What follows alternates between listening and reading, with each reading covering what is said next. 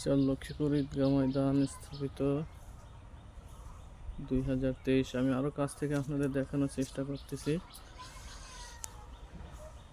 হয়তো এটা দেখা যাচ্ছে না। এই যে দেখুন, চার লক্ষ্মীপুর ঈদগাহ ময়দান স্থাপিত 2023।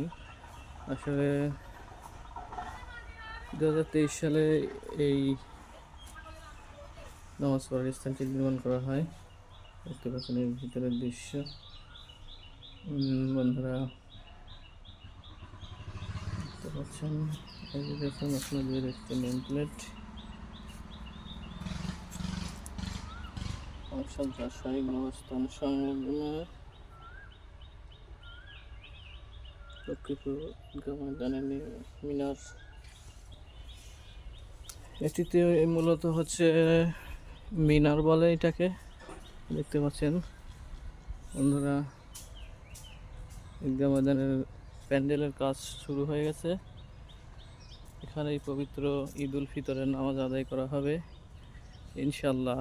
আপনাদের এখানে নামাজ, পবিত্র ঈদের নামাজ পড়ার জন্য আমন্ত্রণ জানাচ্ছি। সবাইকে অগ্রিম ঈদ মোবারক।